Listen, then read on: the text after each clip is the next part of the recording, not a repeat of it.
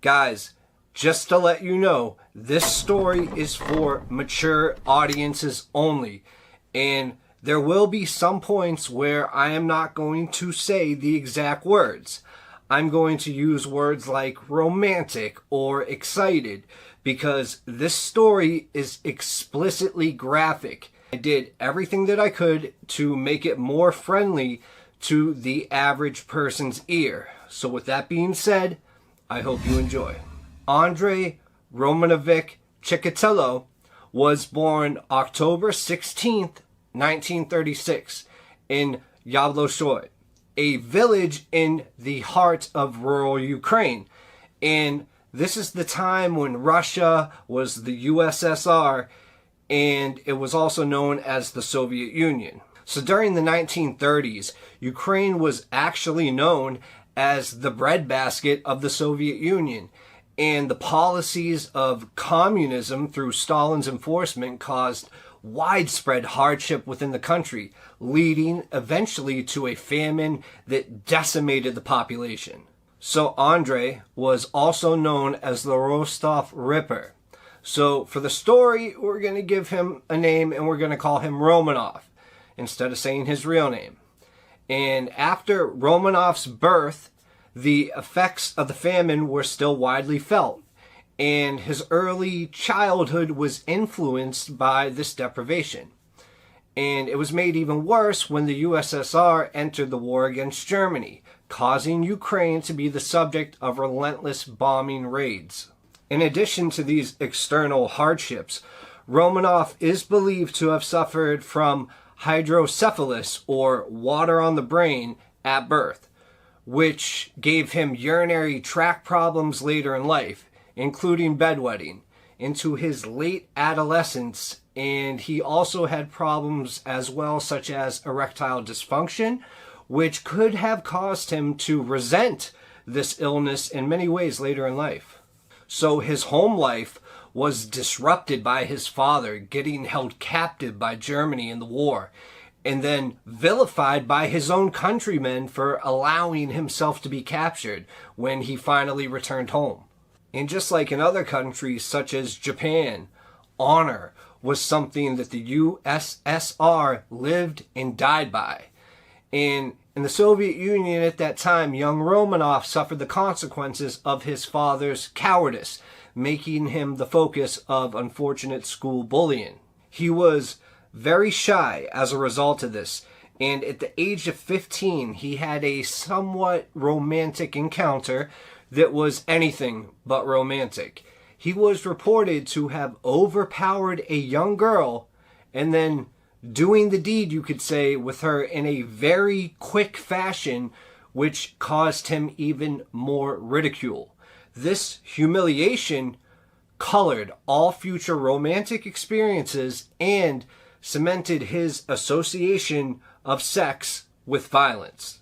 Then later on, he failed his entrance exam to Moscow State University, then moved to Rodionovo Nastoyevsky, a town near Rostov, in 1960, where he became a telephone engineer. His younger sister moved in with him, and concerned by his lack of success with the opposite sex, she engineered a meeting with a local girl, Faina, whom he went on to marry in 1963. Now, I think soon enough you're about to find out where the name the Rostov Ripper comes from. Even with his romantic problem, should I say, him and his wife were still able to produce 2 children and lived an outwardly normal family life, to say the least. Then in 1971, a career change to school teacher was short-lived when a string of complaints about indecent assaults on young children forced him to move from school to school to school before he finally settled at a mining school in Shakhty near Rostov. On December 22nd, 1978, the Rostov Ripper killed his first documented victim, who was 9-year-old Lena Zaktanova. She was lured into an abandoned shed where Romanov tried to rape her. So trying to control the struggling child, Romanoff slashed her with a knife. And when he did that, at that moment, he also, well, let's just say he got excited, which confirmed his psychological connection between violent death and sexual gratification that went on to correlate with all future attacks. And an eyewitness had seen Romanoff with the victim shortly before her disappearance, but his wife provided him with a cast iron alibi that enabled him to escape the attention of the police. Now, believe it or not, there was a 25-year-old Alexander Kravchenko with a previous rape conviction who was arrested and confessed to the crime under duress, probably as a result of extensive and brutal interrogation. He was tried for the killing of Lena Zaktanova and executed in 1984. Perhaps as a result of Romanoff's close brush with the law, there were no more documented victims for at least the next 3 years. It is believed that within those 3 years that there were no documented victims. It was because the brush of possible incarceration scared Romanoff, but it seems even being in close proximity of the eyes of the police couldn't stop him from killing in the end. So Romanoff, still being upset by the claims of child abuse, he found it impossible to find another teaching position. And when he was made redundant from his mining school post in early 1981, he took a job as a clerk for a raw materials factory in Rostov, where the travel involved with the position gave him unlimited access to a wide range of young victims over the next 9 years. On September 3rd, 1981, Larissa Tkachenko, who was 17, became his next victim. She was strangled, stabbed, and gagged with leaves to prevent her from crying out. And the brutal attack was savagery, and he began to develop a pattern of attack that saw him focusing on young runaways of both sexes, whom he befriended at train stations and bus stops before luring them into nearby forested areas. Now, at that point, Romanoff would attack them, and he would attempt to rape them using his knife as a substitute for, let's just say, his little friend. And he did this to mutilate them. And I know this must be very disturbing to hear. I almost felt sick reading the story, and I'm sorry if this brought you any discomfort at all. Then, in a number of cases, he actually ate the sexual organs or removed other body parts, such as the tips of their noses or tongues.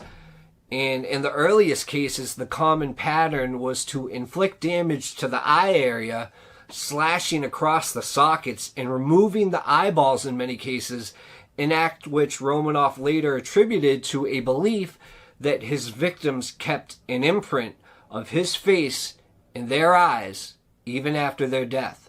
Now, at this time in history, serial killers were a virtually unknown phenomenon in the Soviet Union, whether as a result of suppression of information or wider cultural differences between Soviet and Western societies. Evidence of serial killing or child abuse was often suppressed by state-controlled media in the interest of public order. And the eye mutilation was a method distinct enough to allow for other cases to be linked. This is when the Soviet authorities finally admitted that they had a serial killer to contend with. Now, as the body count mounted, rumors of foreign-inspired plots and werewolf attacks became more prevalent, and public fear and interest grew, despite the lack of any media coverage. And in 1983, Moscow detective Major Mikhail Fetisov was seconded to Rostov to assume control of the investigation. Now, he recognized that a serial killer might be on the loose and assigned a specialist forensic analyst Viktor Burakov to head the investigation in the Shakhty area. The investigation centered on known sex offenders and the mentally ill. But because of current interrogation methods of the local police, and that they regularly solicited false confessions from prisoners, it felt Burakov was skeptical of the majority of these confessions. Progress was slow, and not all the victims' bodies have been discovered, so the true body count was unknown to the police. But with each body, the forensic evidence mounted, and police were convinced that the killer had the blood type AB. Also, samples of identical gray hair were also retrieved when a further 15 victims were added during the course of 1984. Now, police efforts were increased drastically, and they mounted massive surveillance operations that canvassed most local transport hubs. And Romanov was arrested for behaving suspiciously at a bus station at this time, but again avoided suspicion on the murder charges, as his blood type did not match the suspect's profile. But he was imprisoned for 3 months for a number of minor outstanding offenses. You see, what was not realized at the time was that Romanov's actual blood type was type A, and it was different to the type found in his other bodily fluids, which would be type AB from his semen, as he was a member of a minority group known as non-secretors whose blood type cannot be inferred by anything other than blood alone samples. And as the police only had a sample of semen and not blood from the crime scene, Romanov was able to escape suspicion of murder. And it is to be noted that today's sophisticated DNA techniques are not subject to the same fallibility. So, following his release, Romanov found work as a traveling buyer for a train company based in Novocherkassk, and managed to keep a low profile until August 1985, when he murdered 2 women in separate incidents. At around the same time as these murders, Burakov, frustrated at the lack of positive progress, engaged the help of psychiatrist Alexander Burkanovsky, who refined the profile of the killer, describing him as a necrosadist, or someone who achieves sexual gratification from the suffering and death of others. Burkanovsky also placed the killer's age as between 45 and 50, significantly older than had been believed up to that point. So desperate to catch the killer, Burakov even interviewed a serial killer, Anatoly Slivko, shortly before his execution, in an attempt to gain some insight into the elusive serial killer's mind. Coinciding with this attempt to understand the mind of a killer, attacks seemed to dry up, and police suspected that their target might have stopped killing, been incarcerated for other crimes, or died. However, early in 1988, Romanov again resumed his killings, the majority occurring away from the Rostov area, and victims were no longer taken from local public transport outlets, as police surveillance of these areas continued. So over the next 2 years, the body count increased by a further 19 victims, and it appeared that the killer was taking increasing risks, focusing primarily on young boys and often killing in public places where the risk of detection was far higher. And the recently unfettered media of Gorbachev's Glasnost society placed enormous public pressure on police forces to catch the killer, and general police patrols were stepped up, with Burakov targeting likely areas with undercover police in an attempt to flush out the killer. Romanov evaded capture narrowly on a couple of occasions, but on the 6th of November 1990, fresh from killing his final victim, Sveta Korostik, his suspicious behavior was noted by patrolling policemen at the station nearby, and his details were taken. His name was linked to his previous arrest in 1984, and he was placed under surveillance. Then, Romanoff was arrested on November 20th, 1990, following even more suspicious behavior, but he refused at first to confess to any of the killings. So Burkhoff decided to allow the psychiatrist Bukanovsky, who had prepared the original profile, to talk to Romanoff under the guise of trying to understand the mind of a killer from a scientific context. So Romanoff was clearly flattered by this approach, and he opened up to the psychiatrist, providing extensive details on all of his killings, and even leading police to the site of bodies previously undiscovered. He claimed to have taken the lives of 56 victims, although only 53 of these could be independently verified. This figure was far in excess of the 36 cases that the police had initially attributed to their serial killer. So, having been declared sane and fit to stand trial, Romanoff went to court on the 14th of April, 1992.